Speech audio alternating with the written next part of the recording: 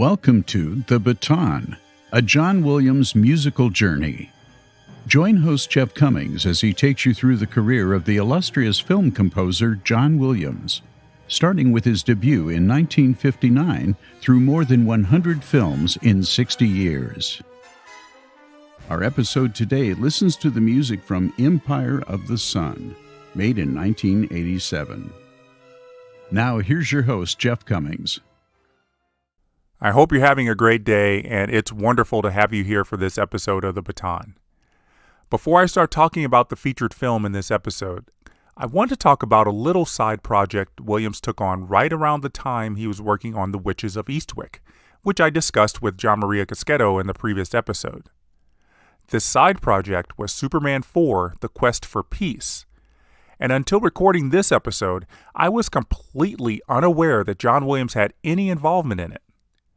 I have to give a lot of thanks to James Allman and Michael Pierce for making me aware of this, because without them, I would have gone the rest of my life thinking Williams wanted nothing to do with the Superman films after the debacle of Superman 2 when he had that falling out with replacement director Richard Lester.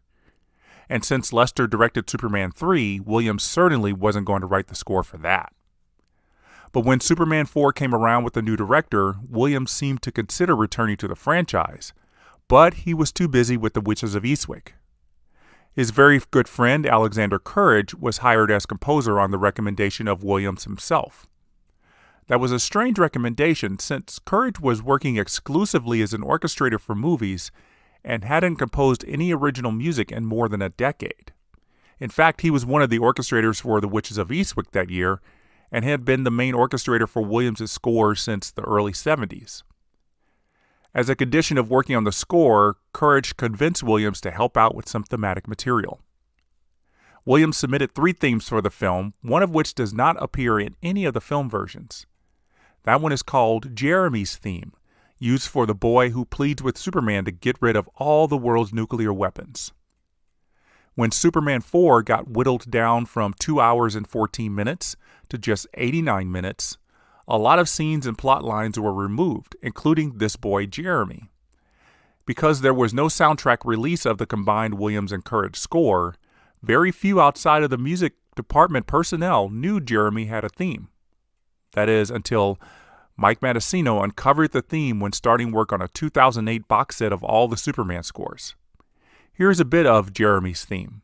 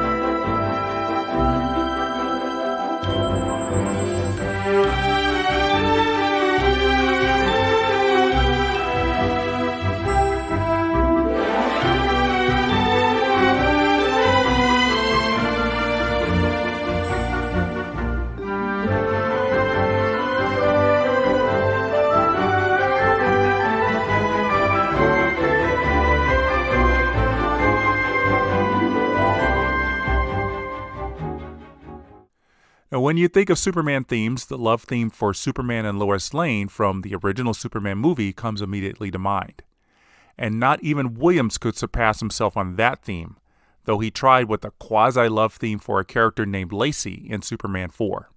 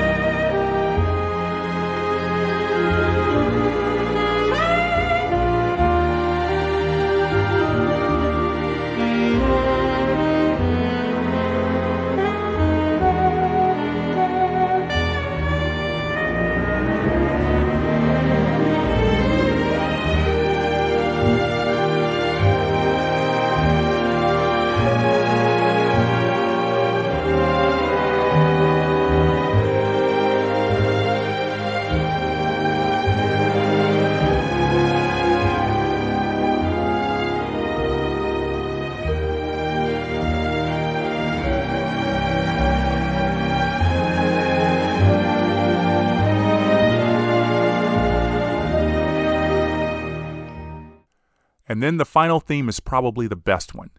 It's for the villain of the film named Nuclear Man, created when a bomb explodes in the sun.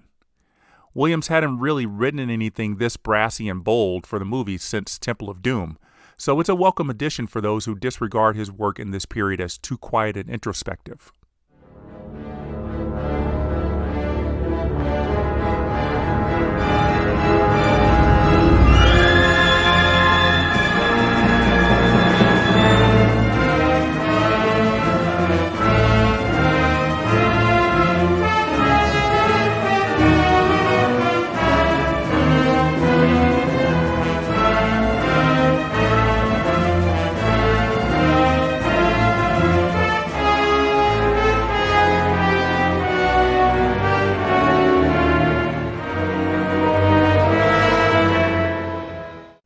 These three themes were to appear on the soundtrack release, and when that didn't happen, the music just sat in a vault, forgotten until the 2008 box set. I never purchased that box set, thinking that I didn't want to have 8 CDs of music, the majority of which I thought had no original John Williams music. I was wrong, and again, I have to give a big thanks to James and Michael for that heads up. This wouldn't be the last time Williams would write music for a film, then let another composer take the reins. We'll talk about that with Harry Potter and the Chamber of Secrets in particular. So let's move on to Empire of the Sun, and for that we have to go back to 1985 to start that discussion. Steven Spielberg was having a midlife crisis in 1985. He was 1 year away from turning 40, he had just become a father, and he was pressured by those close to him to grow up, to stop making fantasy films and make a serious movie. But he was resisting that as his inner child continued to make him a very famous and very rich man. Universal Studios had just the project that would get him to switch his outlook on making movies. The novel Schindler's List was a hot property in the mid-1980s, and Spielberg was at the top of the list to direct it. But Spielberg said he wasn't ready to tackle a movie about the Holocaust. Instead, he was convinced to direct The Color Purple, a 180-degree turn from Indiana Jones and the Temple of Doom, the movie he worked on before that. He managed to make a great movie that had no explosions, aliens, or melting faces. I saw the world through much different eyes when Max was born, Spielberg later said about the birth of his first child that took place during the filming of The Color Purple. But as his 2-year stint as creator of the Amazing Stories series on TV made clear, he still wanted to feed the child inside him, and when it came time to pick his next film, Spielberg tried to placate studio executives and himself with the tale of a young boy who grows up during World War II. The plot of Empire of the Sun seemed straightforward. It was a semi-autobiographical tale of a British boy named Jim who spends almost 4 years in a Japanese internment camp, and Spielberg chose to view the war through the lens of a child. He gathered all of his regular collaborators for this film, who worked hard to make Spielberg's vision a reality. One of the major achievements of the movie was filming in Shanghai, making Empire of the Sun the first non-Chinese film to shoot there. And casting Christian Bale as Jim was a major feat, a choice that the novel's author J.G. Ballard approved. This was Bale's first theatrical film after acting in 3 TV movies in England in 1986, and he does so well in playing a naive child who transforms into a mature teenager.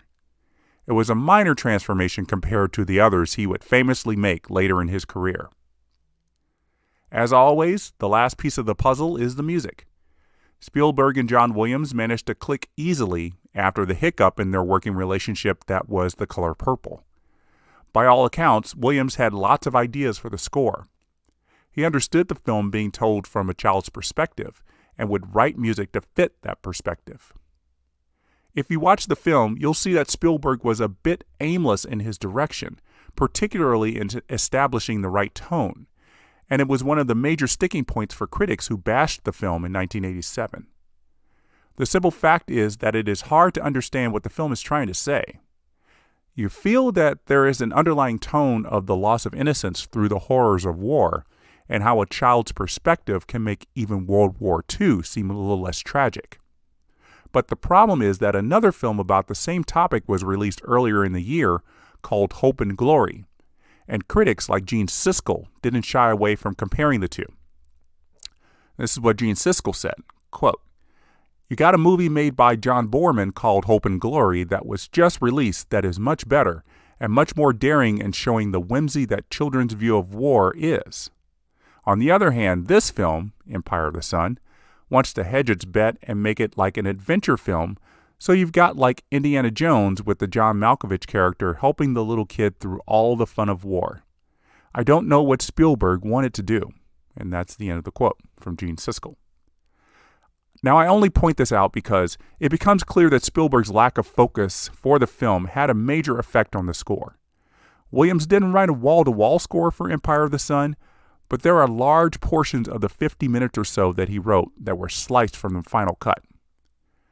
This is not a new occurrence, of course, as Williams' score for 1941 got some heavy re-editing and post-production. But in that case, music was rearranged after scenes were either cut or moved around. I don't get the sense that this happened on Empire of the Sun, though. It appears that Spielberg's thoughts about certain parts of the score in the film changed once he heard it with the visuals. Though some might argue that the anchor for the score are the two choral pieces that I will talk about later, I think the music really hinges on the thematic material written for Jim. Its presence isn't as prevalent as other main themes in Williams' previous work, but it appears in a few key scenes. Its first appearance comes on the flute during the first moment of underscore in the film, when Jim is in bed talking with his parents about a dream he had.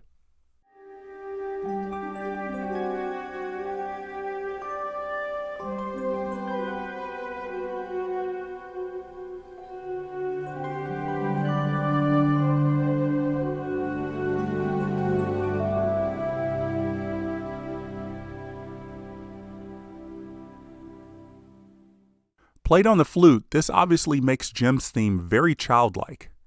We'll hear another use of it later. Many other characters surround Jim in Empire of the Sun, but because there's very little score, we get no other major instrumental themes. If you own the 2014 CD release of the score, you have read the very in-depth analysis and breakdown of the score by Mike Matessino.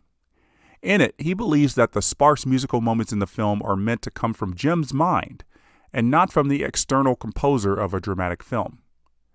Quote, "It is Jim's own score for his own picture," Matessino writes, as if Jim Graham is making a picture about his life and he decides to keep music out of the parts that are too real.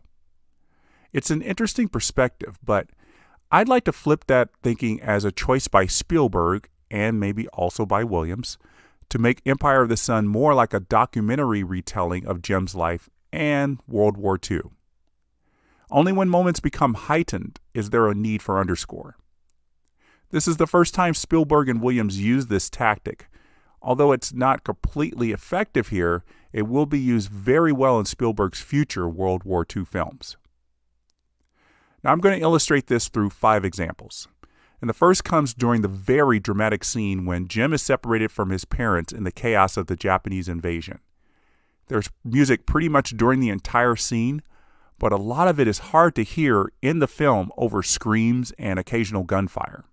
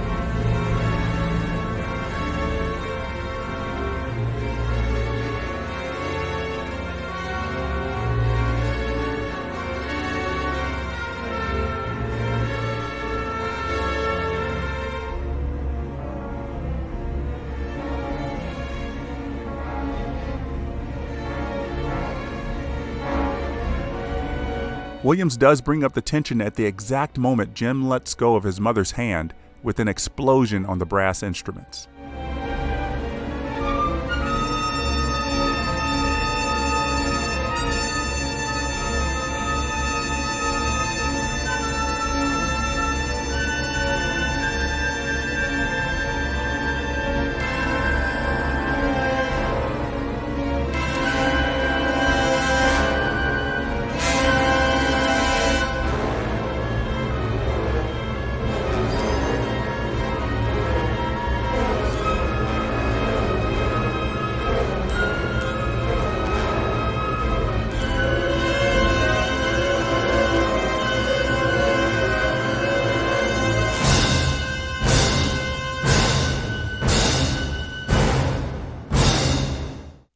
That's probably the most intense moment in the movie, though the sound mixers could have done better to balance the crowd noise and music in the film.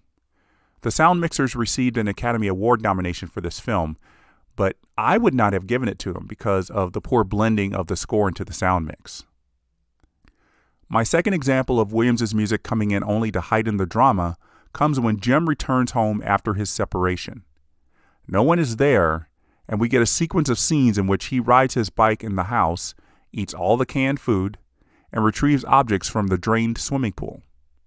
The music is here primarily because there is no dialogue in this sequence, just Jim waiting for his parents to return.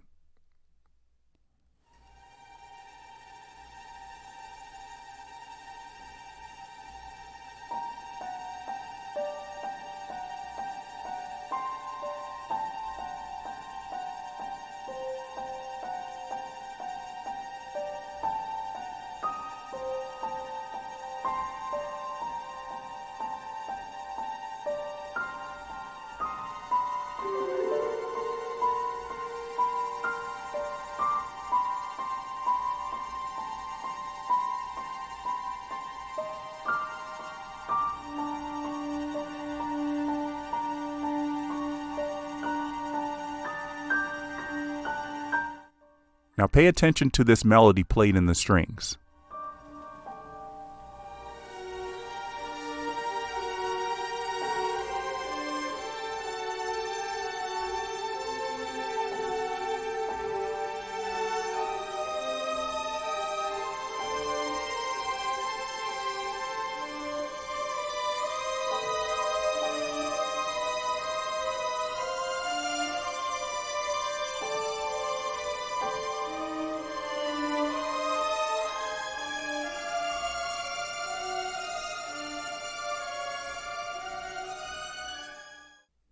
Those wavering notes in the strings sounded very familiar to me as I heard them play the film, and it perked up my ears even more when I heard it on the soundtrack album. It's a melody that Williams will return to in AI Artificial Intelligence. Listen.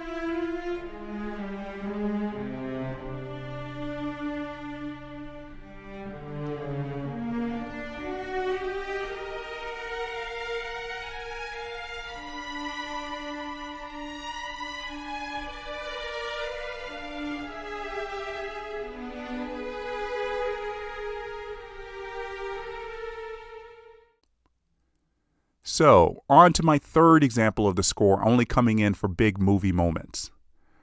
One of the most lasting images from the film is the shot of Jim admiring a Japanese plane while sparks fly from welders all around him.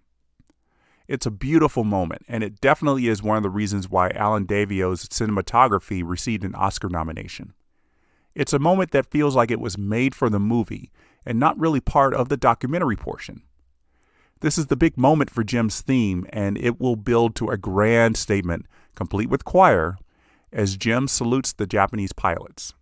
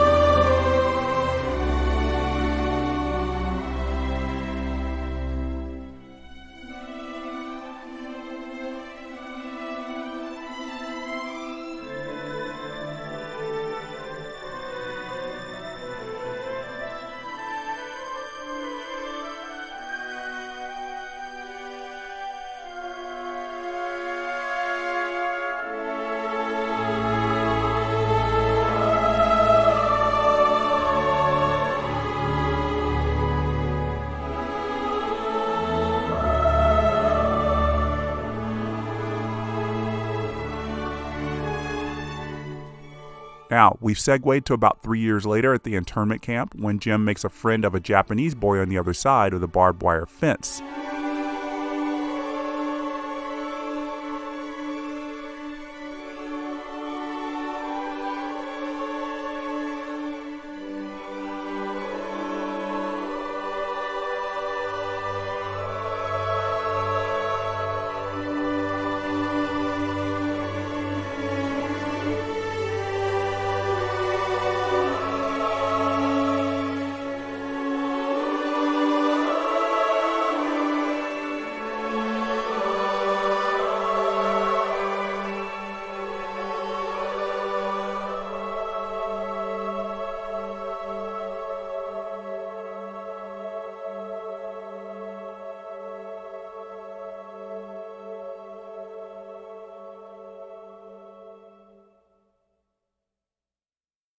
There's a scene when Jim goes under the barbed wire fence to set a trap for pheasants.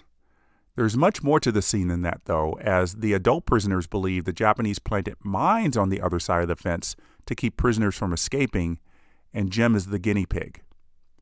The music comes in as we see Jim crawl through the weeds and dirty water, just as one of the Japanese prison guards spots Jim's shoes and searches for him.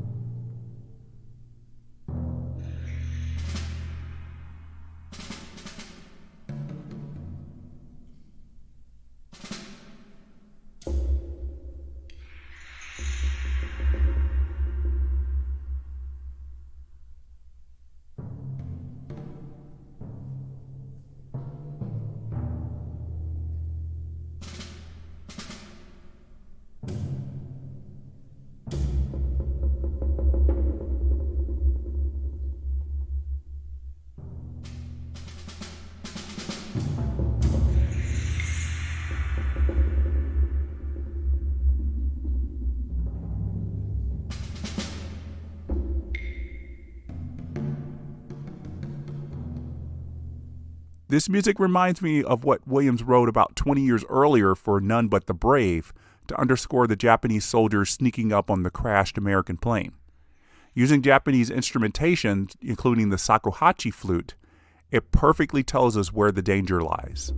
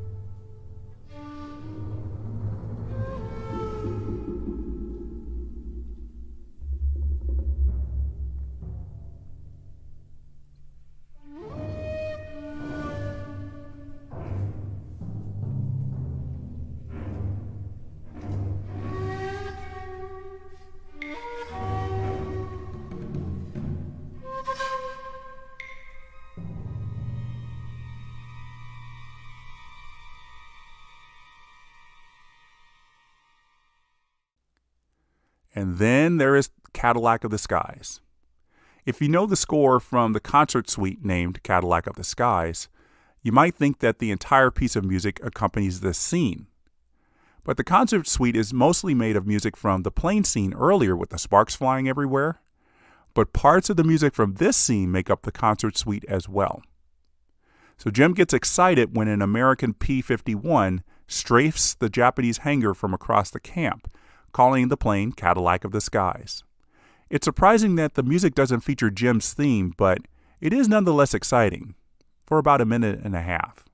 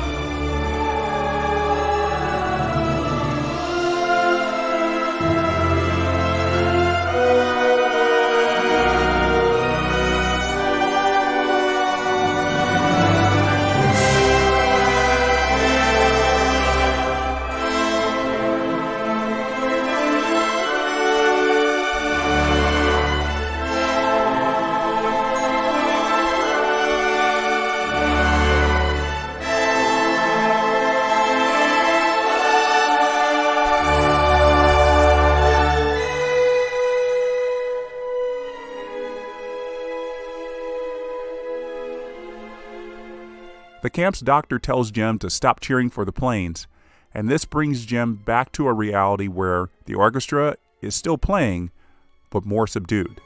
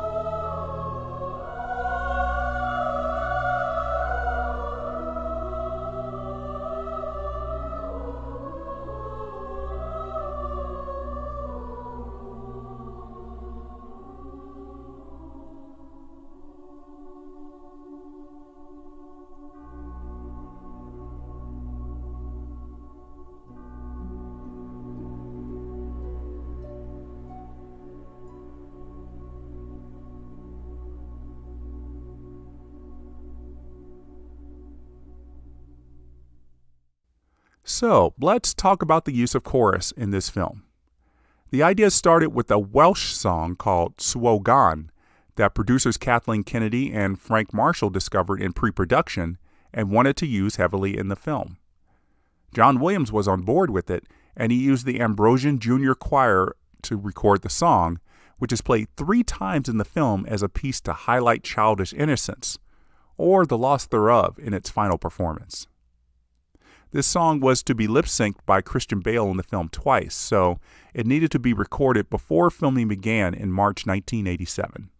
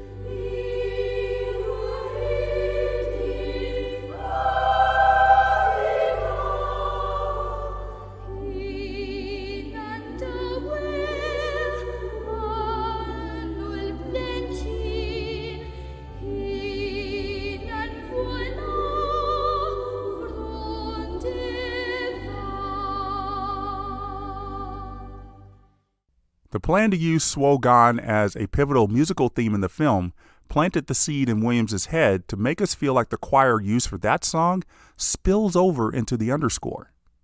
When Williams began recording the actual score in Hollywood in October, he used a chorus of nearly 80 singers to express that idea.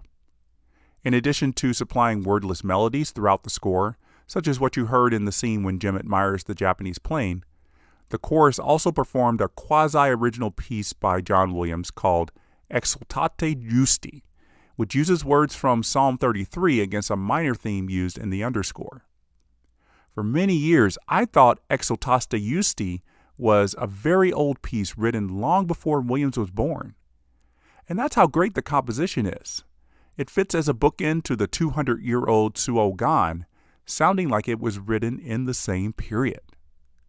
The piece is played first when Jim returns to the camp after it has been deserted, and he finds freedom riding his bicycle through the camp without worry.